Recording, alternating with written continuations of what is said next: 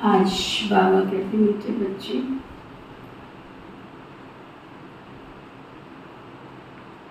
पवित्र रहने की कसम लेना ही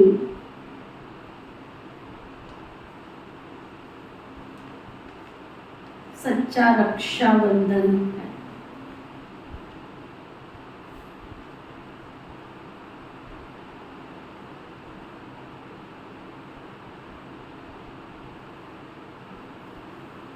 बाप कल्प में एक ही बार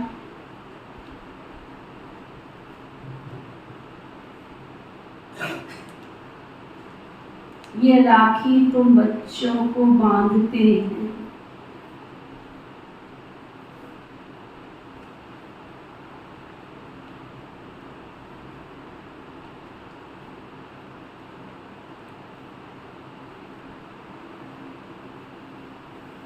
सबने बांध ली है राखी, पक्की वाली राखी बांधी है। फिर बाबा पूछ रहे हैं, पवित्रता की प्रतिज्ञा करने वालों को भी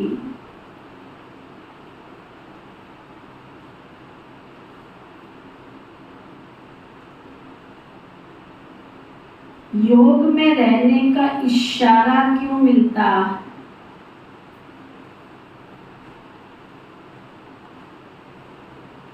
पवित्रता की प्रतिज्ञा करते हैं उनको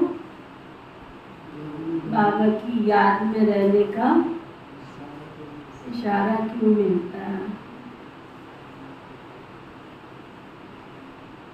बाबा बता रहे हैं, क्योंकि योग की शक्ति से ही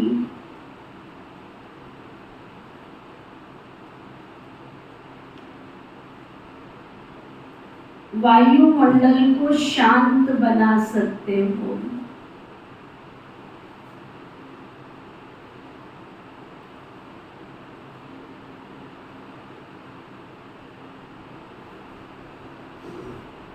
सारी दुनिया को शांति का वर्षा देने का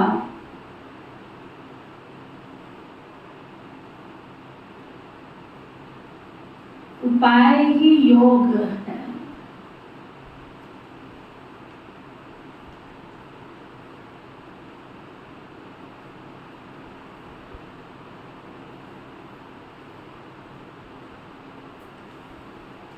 तुम बाप को याद करते हो,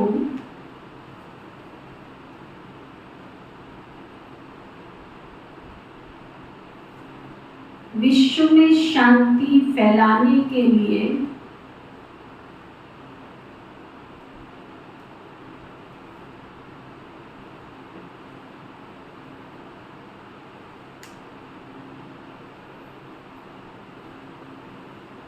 जितना बाबा को याद करेंगे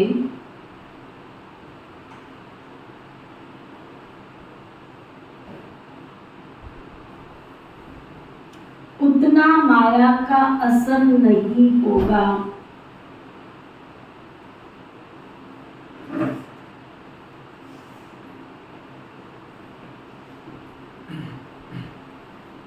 बाबा का यही फरमान है, बच्चे अशरीरी बनो,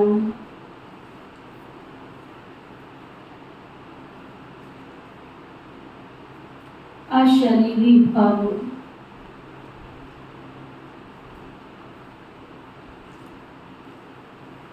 बाबा ने क्या समझाया?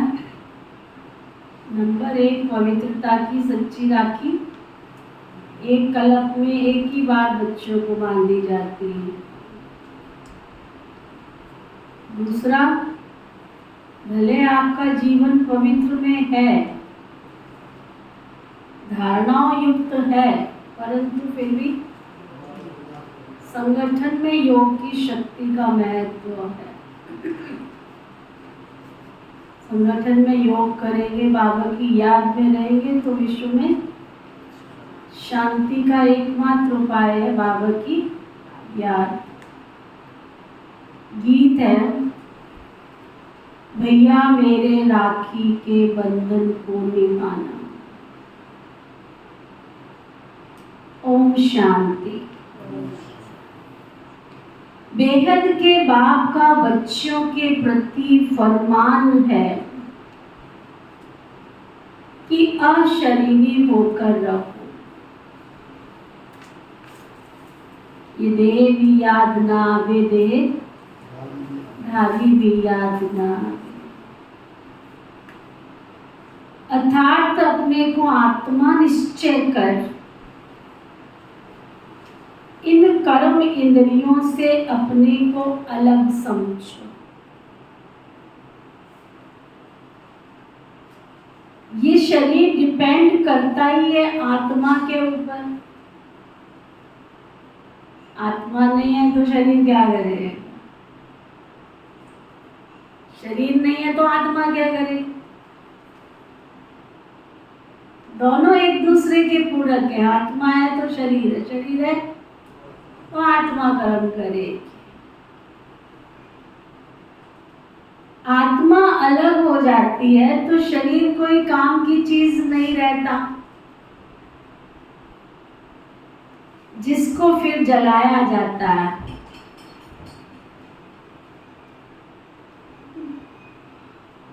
जब आत्मा निकल जाती है तो जैसे ये मुर्दा किचड़ा हो जाता है। देखो, जब तक उसमें आत्मा है तब तक कोई कीड़े मकोड़े भी पास नहीं आते। और अभी शरीर छोड़ने की देर है कि कीड़े मकोड़े सब पहुंच जाते, कहते तुम भी हमारी रास्ते में आ गए हो, बाजू हमारा भोजन हो। कितनी वंडरफुल चीज है।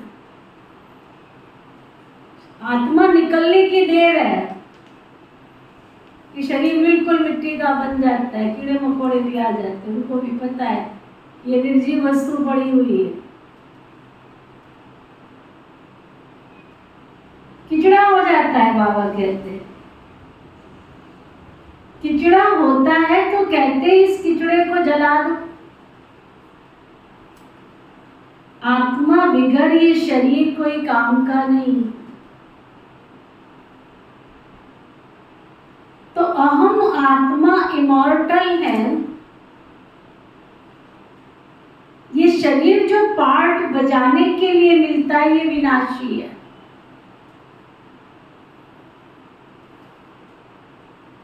आत्मा अजर अमर अविनाशी है, शरीर विनाशी। और हैरानी की बात क्या है, मनुष्य लगा किसमें है? विनाशी चीजों को इकट्ठा करने में लगा पड़ा।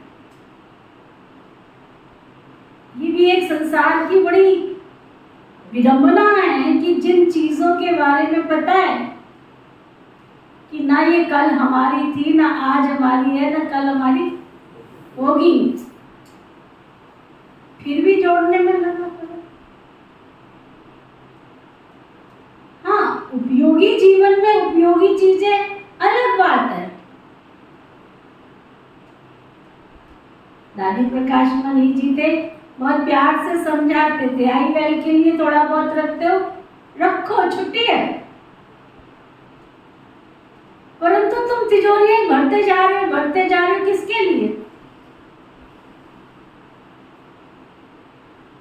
रखो, मना नहीं है। साधन जो जरूरी है, उपयोग में आने वाले जरूर बनाओ,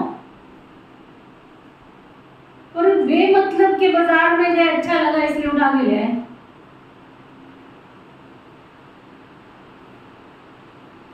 शरीर ढकना है, वस्त्र चाहिए इसको,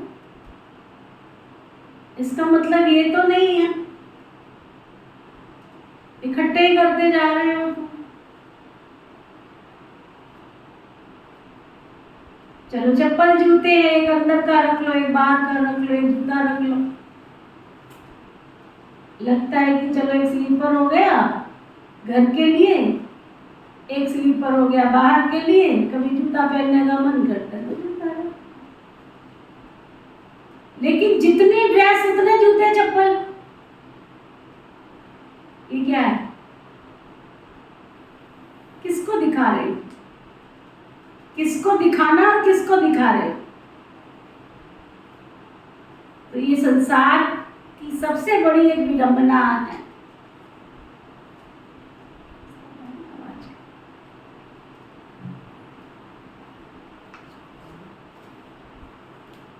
तो बाबा कह रहे हैं आत्मा अलग हो जाती है तो शरीर कोई काम की चीज नहीं रहता है। किचड़ा होता है तो कहते हैं इस किचड़े को जला दो।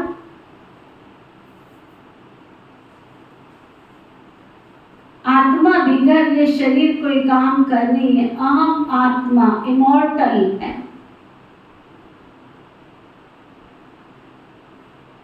ये शरीर जो पार्ट बजाने के लिए मिलता है ये विनाशी है। आत्मा निकल जाती है तो ये शरीर कोई काम कर नहीं रहता, बदबू हो जाती है।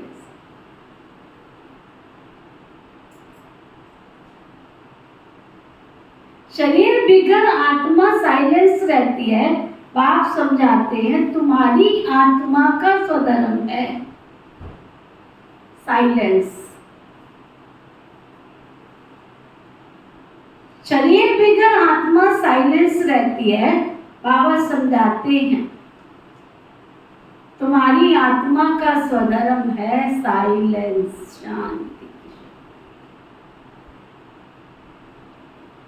तुम जानते हो हम आत्मा वास्तव में परम धाम की रहने वाली है। परम पिता परमात्मा भी वहां रहते हैं। जब कोई दुख होता है तो बाप को याद करते हैं कि हे ईश्वर हमको इस दुख से छुड़ाओ। आत्मा ही दुख सुख में आती है ना। बहुत सन्यासी आदि है जो कहते हैं आत्मा निर्लेप है परंतु नहीं। आत्मा में ही खाद पड़ती है ना। सच्चे सोने में सिल्वर पड़ती है तो सोना 24 कैरेट से 22 कैरेट बन जाता है। सच्चे सोने में खाद डाल देते हैं तो जेवर मुलम्मे का हो जाता है। आत्मा ही मुख्य है ना। आत्माओं का बाप है परम पिता परम आत्मा। वही आकर इस समय बच्चों को कहते हैं अब ये शरीर का भान छोड़ दो। मैं आत्मा हूं, बाबा के पास जाता हूं। हम हैं पांडव। पांडवों का प्लान यही है। पहले यादव यूरोप वासी, फिर कौरव, फिर ये पांडव। बरोबर महाभारत लड़ाई लगी, फिर जय जयकार हो गए। ये राजयोग है ही नई दुनिया स्वर्ग के लिए।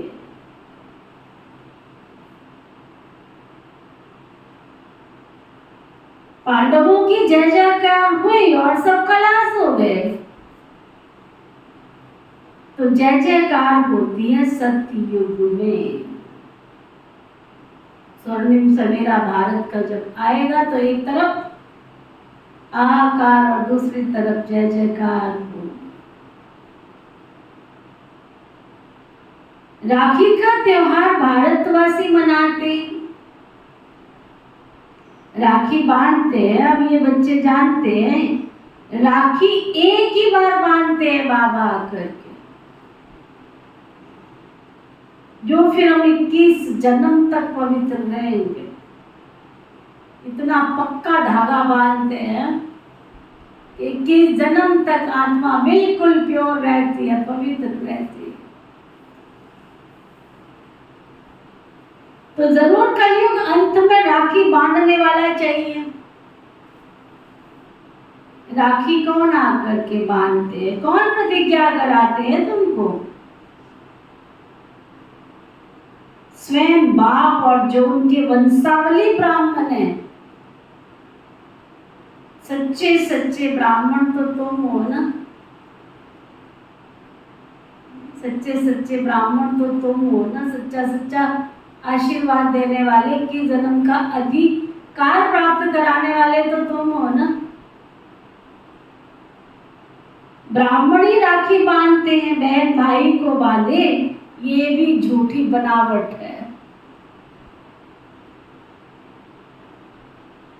बनावट ही तो रह गई। बताओ, राखी जैसे त्योहार को भी ग्रहण लगा दिया इन्होंने। इस टाइम नहीं बांधनी, उस टाइम बांधनी, ऐसे नहीं करना, वैसे नहीं करना। अरे जब किसी इष्ट देवी देवता की पूजा ही नहीं है तो ये नक्षत्र कहां से आ गए, ये ग्रह दशा कहां से आ गई है? श्रावण मास शुरू होता है तब से राखी शुरू हो जाती है। ये बहन भाई के प्यार में ग्रहण कहां से आ गया? बताओ। वो एक जगह लीजा दीदी राखी बांधने गई, वो कहते बताओ इसमें भी भागा भागा, इतने बजे तक वो उधर भाग रहा, वो उधर भाग रही है, टाइम चला जाएगा। ये कौन सी रीति रिवाज? ये है अनेक मत का उदाहरण। एक कह रहा आज मनाओ, दूसरा कहता कल। हर त्योहार ही 2 दिन के 3 दिन के कर दिए। बड़ी विडंबना है हमारे समाज की। तो किसी को कहा कि ऐसे ऐसे प्रोग्राम है, कहते नहीं राखी का मुहूर्त तो 31-30 तारीख को शाम को है ना, पता नहीं 9 बजे, रात को 9 बजे, 8:30 बजे। उससे पहले कैसे बनवा लेंगे? अच्छा भाई, रात को 12 बजे तक बनवाते हैं। बाबा कहते बुजुर्ग लोग जानते आगे ब्राह्मण ही आकर के धागे की राखी बांधते थे। वह कोई ऐसे नहीं कहते थे तुमको पवित्र बनना है। पवित्रता को जानते नहीं है तो ये राखी उत्सव जरूर संगम पर ही हुआ। कितना वर्ष हुआ? 5000 वर्ष की बात। संगम पर बाप ने राखी बांधी, फिर हम सतयुग त्रेता के अंत तक पवित्र रहे। फिर भक्ति मार्ग से ये राखी त्योहार शुरू हो गया। कहते ये उत्सव परंपरा से मनाते आए, परंतु ऐसा नहीं। 5000 वर्ष में हम एक ही बार राखी बांधते हैं जब द्वापर से पतित बनते, तो वर्ष वर्ष राखी बांधते क्योंकि अपवित्र बनते। जैसे वर्ष वर्ष रावण को भी जलाते वैसे वर्ष वर्ष राखी भी बांधते। वास्तव में इनका अर्थ तुम समझते हो। बाप आकर के कहते हैं बच्चे प्रतिज्ञा करो, प्रतिज्ञा करो। राखी बांधने से कुछ नहीं होता।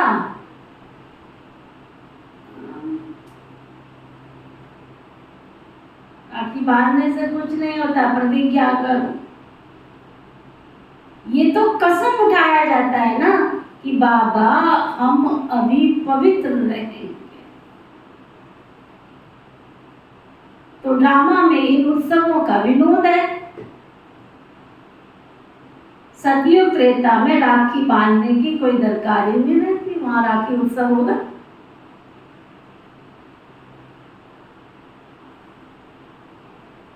हम फिर से सत्व प्रधान देवता बनेंगे। ब्राह्मण कहते हैं हम अभी ईश्वर की संतान, फिर सो देवता बनते। बनाने वाला तो परम पिता परमात्मा है ना। मनुष्य से देवता निराकार परमपिता परमात्मा बनाते।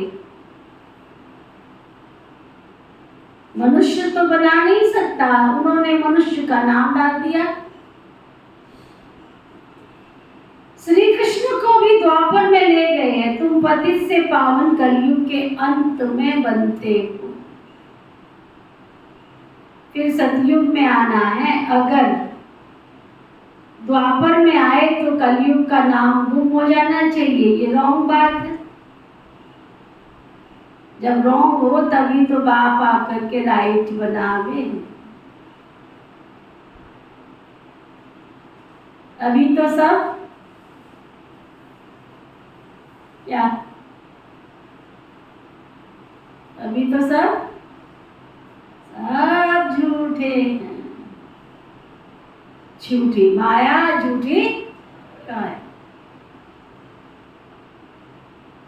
झूठा सब संसार। बाप आकर बच्चों को सच्चा बनाते। सतयुग त्रेता में कभी झूठ बोलते नहीं।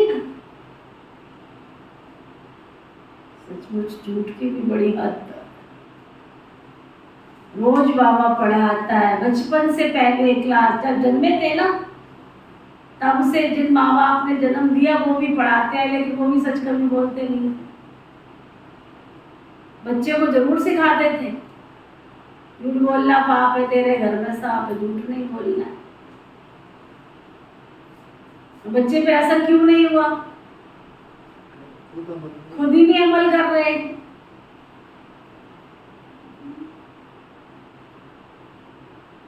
इतने अच्छी अच्छी दीदियां उदाहरण देती हैं। फोन आया, बच्चे को फोन पकड़ा के कहते क्या तो पापा कह रहे घर में नहीं है। पापा कह रहे, पापा कहाँ है तुम्हारे? पापा कह रहे पापा घर में नहीं है। क्या सिखा रहे हो तुम?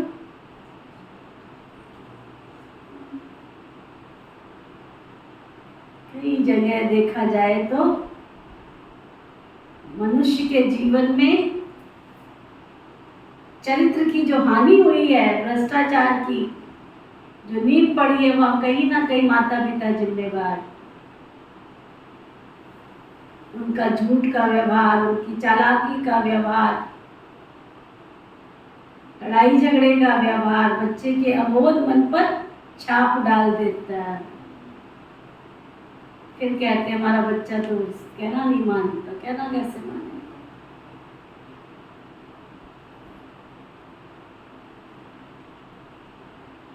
तो बाबा कहते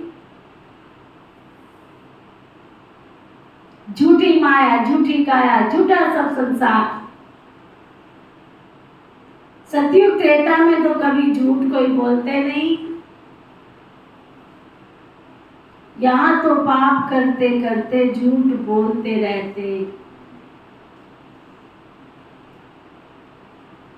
पाप आत्माओं को पुण्य आत्मा तो बाप ही बनाएंगे ना।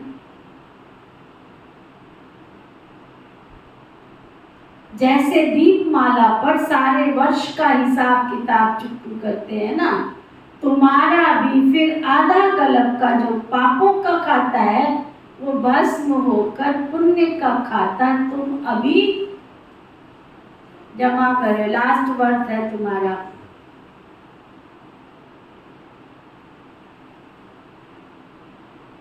यहाँ ही जमा करेंगे तभी तो 21 जन्म तक फल मिलेगा तुमको। इतना सीधा सा लॉजिक है। कभी एकांत में बैठ करके पूछो, मैंने जाकर वहां साधारण प्रजा बनना है या राजा बनना है? अपने आप से पूछो। चलो आपको लगता है कि मैं राजा नहीं बन सकता हूँ, इतना पूछो कि मैंने साहूकार बनना है या गरीब बनना है। सीधा सा लॉजिक है। तुमने कुछ जमा किया होगा तो आगे नहीं बन, जमा ही नहीं किया है तो क्या बोल भाई? जाके राजा बनना है, गरीब बनना है? कर्मों की फिलॉसफी सामने है, ऐसे नहीं कह सकते। बाबा का बच्चा बनने के बाद हम ऐसे नहीं कह सकते पता नहीं, पता सब कुछ बाबा ने सब कुछ बता दिया है।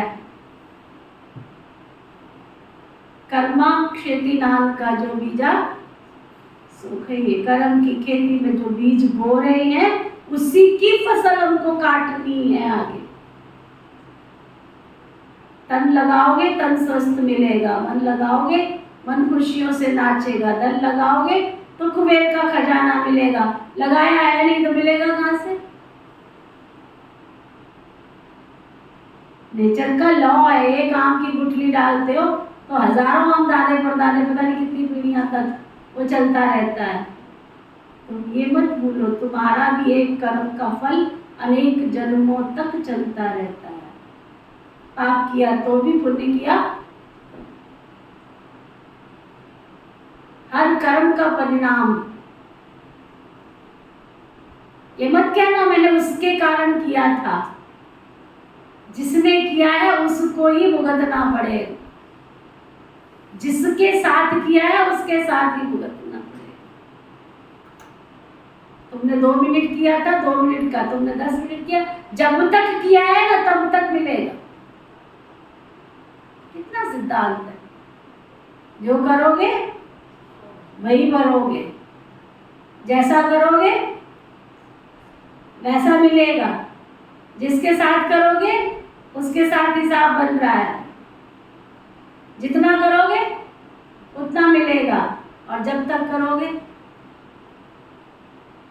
कर्मा चेती नान का जो बीजा सुखी।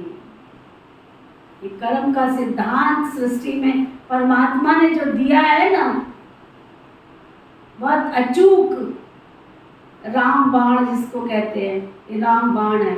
हर एक मनुष्य राजा बन सकता है, हर एक मनुष्य महात्मा बन सकता है, हर एक मनुष्य सुख और शांति का खजाना भरपूर कर सकता है। सुख दोगे तो सुख मिलेगा ना, बिना सुख दिए तुम कामना करो सुख मिलेगा, नहीं मिल सकता।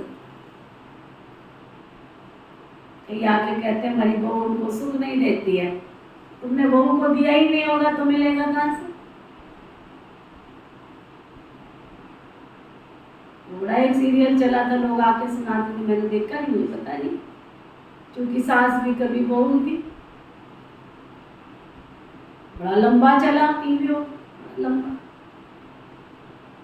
क्या दिखाते हैं उसमें ये तो मुझे नहीं पता, और इतना लंबा चला उसमें यही दिखाते होंगे, जो सास ने किया वो आगे बहू कर रही है, जो बहू ने किया वो आगे वो भी सास बनेगी, आगे उसके भी आगे। कर्म का सिद्धांत, कर्म गति टाले नहीं टले, चाहे कर लो लाख उपाय। कोई कहे मैंने कर्म किया अब मैं भंडारा लगा दूं तो मेरे पाप कट जाएंगे, नहीं। जिस रास्ते से जिस विधि से जो कर्म किया उस कर्म का परिणाम उसी रास्ते से उसी विधि से भुगतना पड़ेगा। कर्म गति टाले नहीं टले, चाहे कर लो लाख उपाय।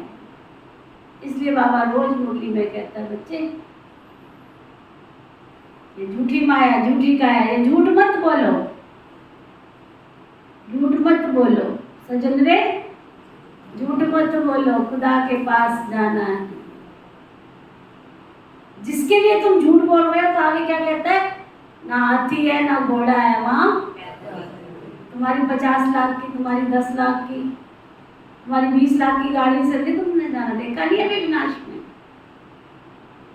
कितना प्रकृति ने सचमुच इतना भयानक सीन देखकर, इतनी विकराल त्रासदी देखकर भी अगर मनुष्य न समझे तो कौन समझाए।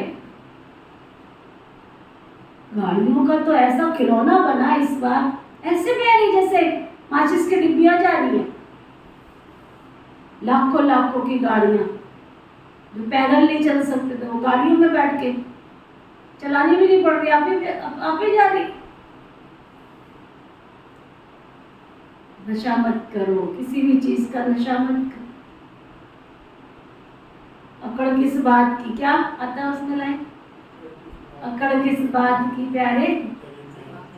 हाँ? यही रह जाएंगे सारे। अकड़ किस बात की प्यारे? नम्रता, निर्माणता, वो बाबा सिखा रहे। पाप और आत्माओं को पुण्य आत्मा तो बाप ही बनाएंगे ना। जैसे दीपमाला पर सारे वर्ष का हिसाब किताब चुकतू करते हैं ना, तुम्हारा फिर आधा कल्प का जो पापों का खाता है वो भस्म हो जाता है और पुण्य का खाता तुम जमा करते जाते। यहाँ ही जमा करेंगे तब 21 जन्म फल मिलेगा तुमको।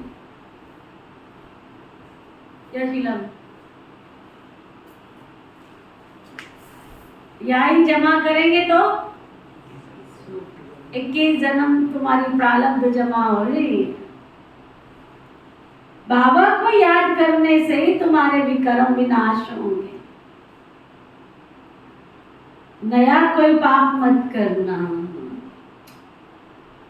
अगले पिछले पहले पाप का बोझा थोड़ा है, कोई नया पाप नहीं करना। पुराना खाता खलास करना है ना। बाबा को बतलाते, बाबा हमसे ये पाप हुआ, अच्छा आधा माफ है तुम्हारा। इस जीवन में छोटेपन में पाप किया तो वो बतलाने से आधा दंड कट जाएगा, बाकी आधा के लिए भी मेहनत करनी पड़ेगी।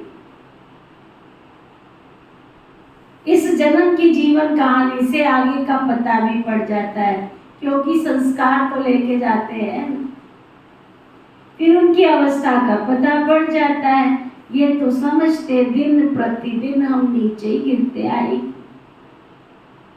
दुनिया तमो प्रधान बनती जाती है, पाप बढ़ते जाते हैं। फिर पतित पावन बाप आकर राखी बांधते अर्थात प्रतिज्ञा कराते, तो तुम पवित्र बन जाते हो। परंपरा अर्थात हर 5000 वर्ष के बाद ये सच्ची सच्ची राखी बाप ही आकर बंधवाते, फिर उसकी रस्म रिवाज आधा कल्प तक चलती। उसका भी महत्व, पहले पहले महत्व है जो राखी बांधते, उनका उत्सव मुख्य है। ऊंचे ते ऊंच उत्सव है शिव जयंती, जिसका कोई को पता नहीं वो कब आवे, क्या आकर किया। इब्राहिम, बुद्ध, क्राइस्ट आदि कब आए ये कोई जानते नहीं है। उनसे आगे सतयुग त्रेता में क्या था, हिस्ट्री ज्योग्राफी कोई जानते नहीं है। देवी देवताओं की राजधानी कैसे स्थापन हुई, कितना समय चली, ये भी कोई नहीं जानते। मुख से सतयुग के लक्ष्मी नारायण सर्वगुण संपन्न, मुख्य बात है, मुख से कहते हैं सतयुग के लक्ष्मी नारायण सर्वगुण संपन्न, 16 कला संपूर्ण निर्विकारी थे। वो बोलते थोड़ी है मेरे आगे सिर झुकाओ, बोलते थोड़ी। ऊंचा दर्जा उन्होंने मांगा है तुमसे, कहते हैं रोज आके हमारे सामने सिर झुकाओ। इतना योग्य बनाया, कभी तो बनाया होगा, कभी तो इतना पुरुषार्थ किया होगा। लक्ष्मी नारायण तो हुए महाराजा महारानी, तो उनका बचपन भी तो चाहिए। बच्चों को किसका पता नहीं है, राधे कृष्ण को फिर उल्टा द्वापर में ले जाते।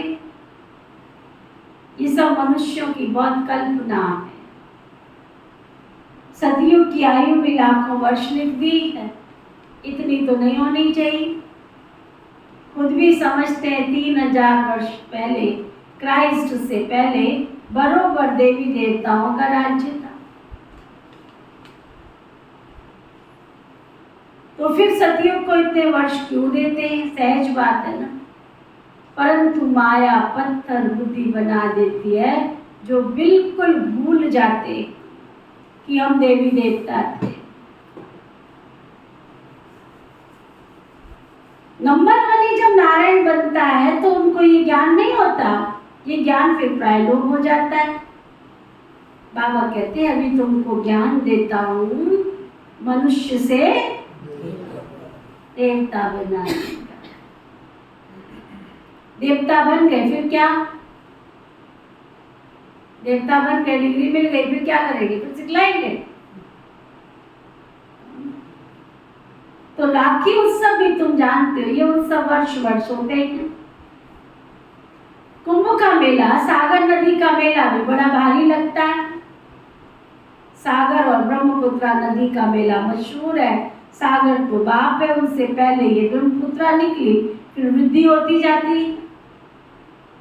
सागर और ब्रह्मपुत्रा का मेला देखने में आता है ना, वहां फिर नदियों का मेला, उसमें भी साफ पानी और फिर मैला पानी दिखाई पड़ता है।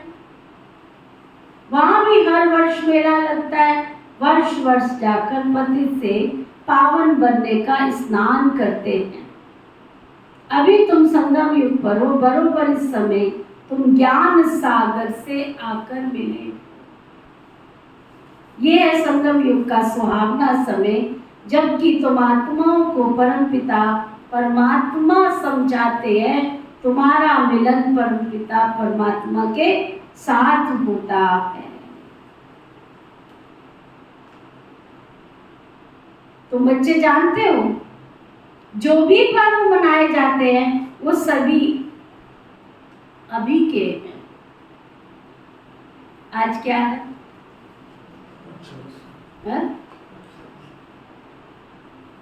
रक्षाबंधन। आज रक्षाबंधन। बाबा थोड़ी राखी भी ले आए। ब्रह्मा बाबा साकार में थे, राखी भी ले आए। अब बाबा पूछते हैं किसको शिव बाबा से राखी बंधवानी है? हाथ उठाओ। बंधवानी है, बंधवा ली। बाबा कहते किसको शिव बाबा से राखी बंधवानी है? वो हाथ उठावे। तो दो चार ने हाथ उठाया। फिर बाबा ने कहा शिव बाबा से जिनको राखी बंधवानी हो वो हाथ उठवाओ, वो हाथ उठाओ। देखो सोच रहे हैं, एक उठाया, फिर दो उठाया, फिर तीन उठाया। अब पूछ रहा है तो कोई तो कारण होगा ना, उसका पूछने का कोई तो कारण होगा ना। तो मेजॉरिटी ने हाथ उठाया। बाप दादा बोले क्या तुम अभी पावन नहीं बने हो? कोई तो कारण है ना उसका। क्या तुम अभी तक पावन नहीं बने हो? तुमने पवित्रता की प्रतिज्ञा नहीं की है?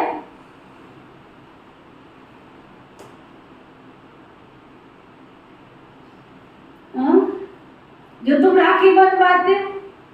फिर मम्मा से बाप दादा ने पूछा। मम्मा बोली राखी तो बंधी हुई है, देखो बाबा ने बच्चों की परीक्षा ली, फेल हो गए। मम्मा ने ठीक कहा, तुम पवित्र हो ही, बाकी ज्ञान की धारणा पर मदार है। खजाना तो मिलता रहेगा, जब तक जीते हो तब तक ये खजाना इकट्ठा करते रहो। पवित्र तो तुम हो, परंतु याद में रहने से वायुमंडल को तुम शांत बनाते हो। सारी दुनिया को शांति का वर्षा दे रहे। पवित्रता की प्रतिज्ञा की जाती है ना, बाबा को याद करते हो शांति फैलाने के लिए। यह भी तुम जानते हो जितना बाबा को याद करेंगे माया का असर नहीं होगा।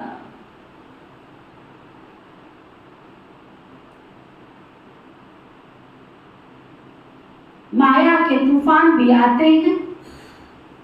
बाप तुम बच्चों को पढ़ा करके त्रिकालदर्शी बना रहे हैं। ड्रामा के आदि मध्य अंत को तुम जानते हो ना। तुम्हारा ये भूलना भी ड्रामा में है, इसलिए फिर मुझे आना पड़ता है। तुम बच्चों को राजयोग सिखलाने के लिए शिव जयंती मनाते, परंतु अर्थ नहीं समझते हैं। बाबा ने राखी लाई थी क्योंकि एक बच्चा नया आया था, ये पान का बीड़ा उठाना था। बाबा हम राखी बंधवाते हैं, हम पवित्र बन क्यों नहीं? बेहद के बाद से बेहद का वर्षा लेंगे क्योंकि इसमें पवित्रता फर्स्ट है। बेहद का बाप कहते आधा कलप तुमने विषय गटर में बहुत गोते खाए, ये कुंभी पाक नरक है। 63 जन्म तुमने विषय विकारों में गोते खाए हैं, अब प्रतिज्ञा करो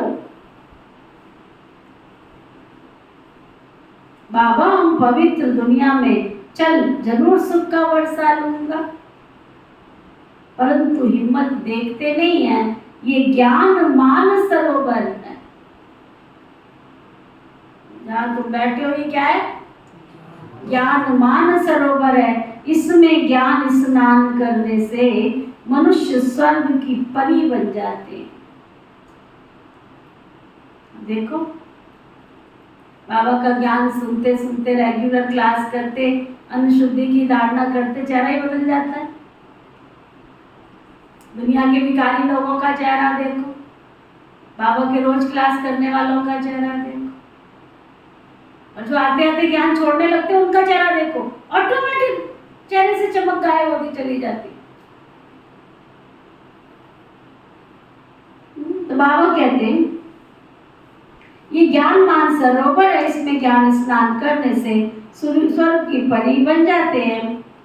भारतवासी लक्ष्मी नारायण आदि के मंदिर बनाते हैं, परंतु उनको पता तो नहीं है कि ये कब लक्ष्मी नारायण बने थे, कब आए थे।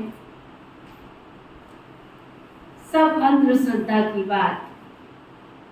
तुम बच्चों को बाप ने आप समान मास्टर ज्ञान सागर बनाया है, जैसे बैरिस्टर पढ़कर आप समान बनाते, फिर नंबरवार पुरुषार्थ अनुसार सब पास होते हैं। ये भी एक पढ़ाई है। एम ऑब्जेक्ट क्लियर है यहाँ पर। नर ऐसी करनी करे नारायण बने, नारी ऐसी करनी करे तो लक्ष्मी बने। शिव बाबा का भी चित्र है, परंतु कुछ समझते नहीं है। गाते हैं पतित पावन सीताराम। ये है ही रावण संप्रदाय, इसलिए कहते हैं अपनी शक्ल तो देखो। 16 कला संपूर्ण निर्विकारी बने हो, अपने को आत्मा निश्चय करते हो। पूछो तुम्हारी आत्मा का बाप कौन है? तुम्हारी आत्मा का बाप कौन है? क्या तुम उनको नहीं जानते हो? बताओ, उनको भी नहीं जानते हो तो तुम्हारे जैसा नास्तिक कोई ठहरा नहीं। फिर नास्तिक लक्ष्मी को कैसे वरेंगे? बताओ, शिव बाबा को जानते नहीं, पहचानते नहीं, तो फिर लक्ष्मी को कैसे प्राप्त करोगे? तुम जानते हो बरोबर हम बंदर संप्रदाय थे। कल किसी ने एक वीडियो भेजी, बड़ा मजा आया देख के। एक बंदा उसको है ना, बंद नहीं होता डबल ब्रेड, क्या बोलते हैं उसको, मोटा वाला, उसको एक पकड़ाया, 2 पकड़ाया, 3 पकड़ाया, इतना खाया, फिर छोड़ दिया, दूसरा लिया, तीसरा लिया, चौथा लिया, फिर उसने केले पकड़ाए, फिर उसको छोड़ दिया। बंदर क्या करे? कितनी ये लालच कर रही है, तो पकड़ाता जा रहा है वो। समझ से 10-12 पकड़ाए होंगे। अब हाथ तो 2 ही है, एक मुंह में डाला, एक नीचे डाला, फिर खाया, फिर थोड़ा सा छोड़ा, देखता भी जा रहा, कोई हाथ तो नहीं रहा। अरे दूसरा आएगा तो ले जाएगा, तो खा ले।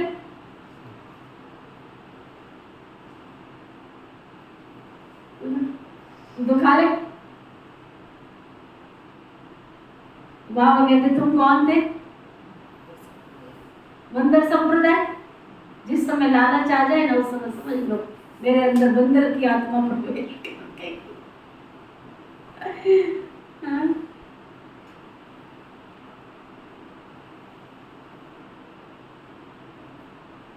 बाबा कहते तुम पहले क्या थे? बंदर संप्रदाय। अब जब श्री नारायण को बनने के लायक बनते हैं, बाप कहते मैं तुमको माया रावण से राज्य सेलिब्रेट करने आया हूँ, फिर रावण का बुत कभी जलाएंगे ही नहीं। ये समझने की बातें हैं। जितना पुरुषार्थ करेंगे तुमको उतना अच्छा वर्षा मिलेगा। अच्छा पुरुषार्थ करेंगे अच्छा वर्षा मिलेगा। बाबा बता सकते तुम इस समय पुरुषार्थ के अनुसार क्या बनोगे। आजकल मनुष्यों की मौत तो बड़ी सस्ती हो गई है ना। वहां तो समय पर आयु पूरी झट से मालूम पड़ेगा हमको ये शरीर छोड़ नया शरीर लेना है। नई नई आत्माएं आती है तो पहले पहले उन्हों की महिमा होती है, फिर कम हो जाती। सतो रजो तमो से हर एक को पास करना पड़ता है। बाबा आकर सतो प्रधान बनाते, ये भी एक वंडर। इतनी करोड़ आत्माओं को अपना अविनाशी पाठ मिला हुआ है जो कभी विनाश नहीं हो सकता। आत्मा इतनी छोटी सी बिंदी है, उसमें सारा अविनाशी पाठ भरा हुआ है। इसको कुदरत कहा जाता है। नया कोई इन बातों को समझ ना सके, बड़ी हुई बातें शिव का भी रूप यही दिखाते हैं। अगर हम इनका रूप बदला दें तो कहें इनकी आत्मा तो दुनिया से न्यारी न्यारी से बातें, इनकी बातें तो बहुत न्यारी। नई दुनिया के लिए नई बातें अभी तुम सुनते हो, फिर कलप के बाद तुम ही आकर सुनेंगे। तो पतित पावन बाप ने प्रतिज्ञा कराई थी, जिन्होंने ये प्रतिज्ञा की वही स्वर्ग के मालिक बने, इसलिए ये त्योहार मनाया जाता है। सच्चे सच्चे ब्राह्मण तो तुम हो ना, सच्चे सच्चे ब्राह्मण तो तुम हो ना। सरस्वती ब्राह्मणी सबसे ऊंची गाई जाती है। अच्छा, मीठे मीठे सिकी लदे बच्चों प्रति माता पिता बाप दादा का याद प्यार और गुड मॉर्निंग। रूहानी बाप की रूहानी बच्चों को नमस्ते। हम सब रूहानी बच्चों की रूहानी बाप दादा को सिखवा प्रेम से नमस्ते नमस्ते नमस्ते जी। धारणा के लिए मुख्य सार, पुराने विकर्मों का खाता खलास कर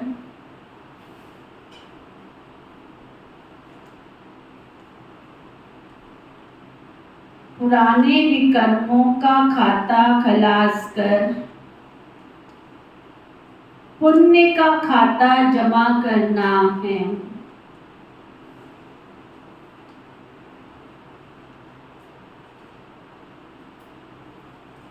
याद में रहे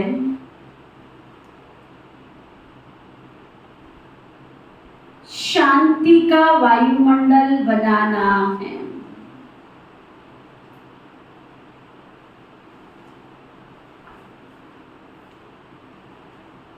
याद में रहे शांति का वायुमंडल बनाना है।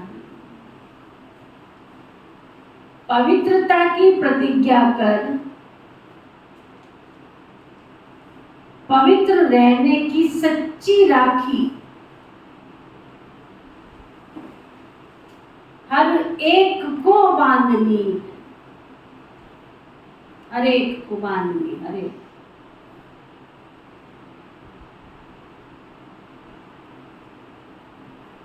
वरदान, सतगुरु प्यारे बाबा का वरदान, सदा दिल खुश मिठाई खाने, सदा दिल खुश मिठाई खाने और खिलाने वाले सच्चे सेवाधारी, सच्चे सेवाधारी खुश मिजाज भव, खुश मिजाज भव। सदा दिल खुश मिठाई खाने, सदा दिल खुश मिठाई खाने और खिलाने वाले सेवाधारी, खुश मिजाज भव, खुश मिजाज भव। ना राखी भी बांध दी बाबा ने, तिलक भी लगा दिया और फिर वरदान में वरदान भी दे दिए और मिठाई भी खिला दी, दिल खुश मिठाई। दादी प्रकाश मणि जी जब थे ना, बड़ा हंसाते थे। दिल खुश मिठाई, ना उसको कढ़ाई चाहिए, ना उसको दूध चाहिए, ना मावा चाहिए, ना खोआ चाहिए, दिल खुश। कोई अग्नि नहीं, कोई कुछ नहीं। फिर दादी ने दिल खुश मिठाई बनवाई, सबको उसका नाम रखा दिल खुश। नाम ही कितना प्यारा, दिल खुश। खुद भी खुश रहो, दूसरों को भी खुशी बांटते रहो। हाँ, सदा दिल खुश रखो और दूसरों को भी खुशी दो। रोज अमृत वेले दिल खुश मिठाई खाते, जो रोज सदा दिल खुश मिठाई खाने और खिलाने वाले सच्चे सेवाधारी खुश मिजाज।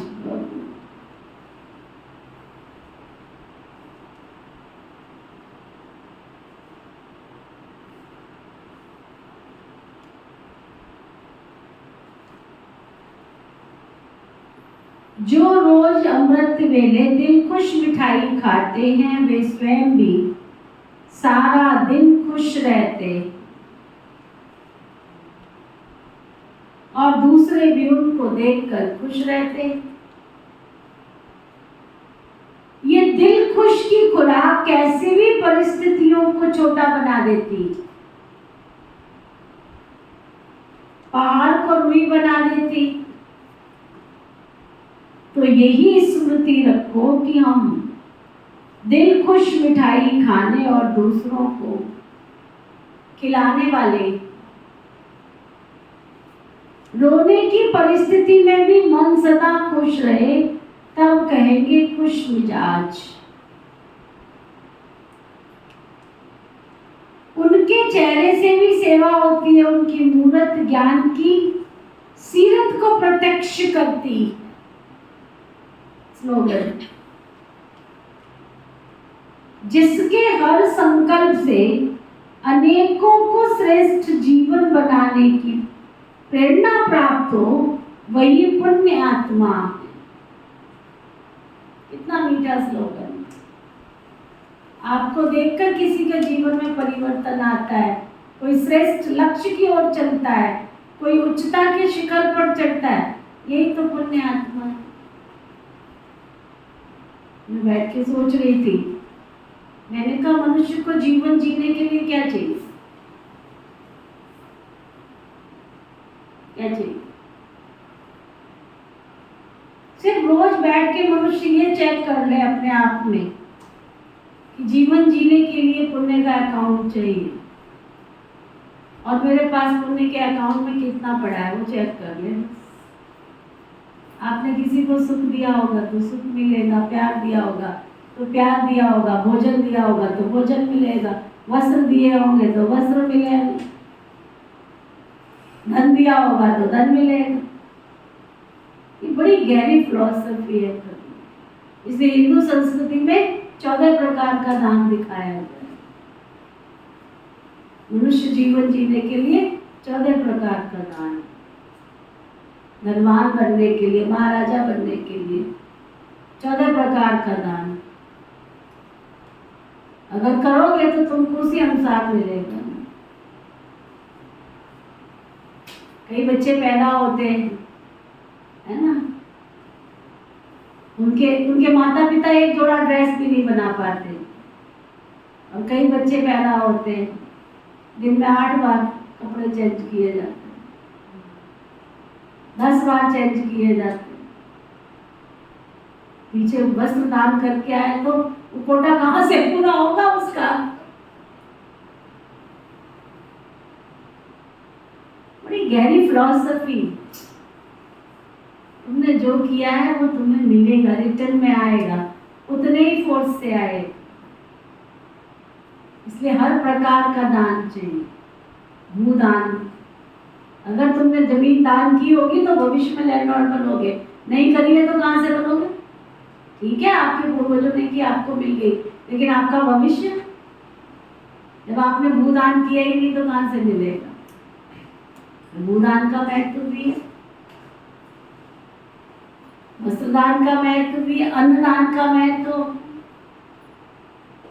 सोना चांदी देने का दान का महत्व। इसलिए आप देखो अपने हिंदू संस्कृति के कितने मंदिर है जहाँ सोना चांदी चढ़ाया जाता है, छत्र चढ़ाए जाते हैं। इसलिए हर प्रकार का दान जैसा करोगे उतना रिटर्न में लौट करके आएगा। कि आज का अव्यक्त इशारा, कई बच्चे कहते हैं जब हम योग में बैठते हैं तो आत्म अभिमानी होने के बदले सेवा याद आती, लेकिन ऐसा नहीं होना चाहिए, क्योंकि लास्ट समय अगर अशरीरी बनने की बजाय सेवा का भी संकल्प चला तो सेकंड के पेपर में फेल हो जाएंगे।